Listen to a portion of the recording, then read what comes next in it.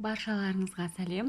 Бүгін біз құрт көже деп аталатын ыстық сусынды тағам дайындайтын боламыз. Видеоны соңына дейін қараңыздар.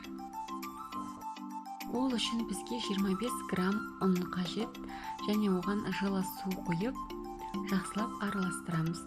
Іртік-іртік болып қалмау керек.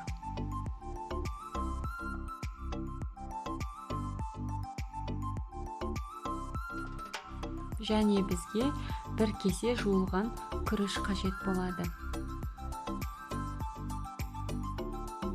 Алдын ала осылай ыстық суымызды қайнатып аламыз және бір қасық тұз саламыз.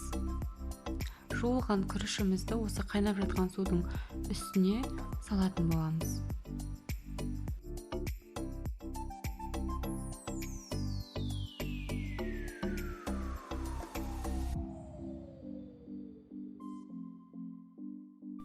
Күрішімізді жақсылап араластырып, қақпағын жауып, оның қайнағанын күтеміз.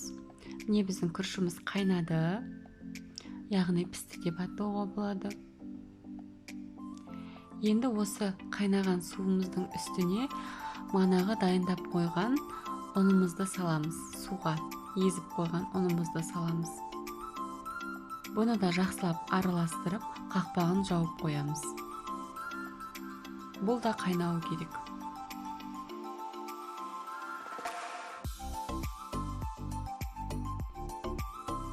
Ұнымызды да салған су қайнады.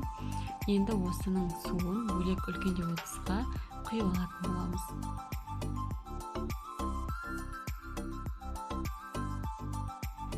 Енді бізге осындай қатты құрттар қажет болады.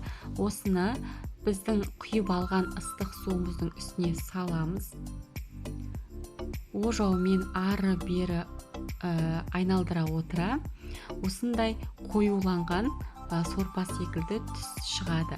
Оны қайтадан әуелгі қайнап жатқан ыдысымызға құятын боламыз. Ыдысымызға құйып тастағаннан кейін оны араластырып, тағы да су құйып аламыз, ыстық су. Оны тағы да ожаумен айналдыра отырып, тағы құямыз.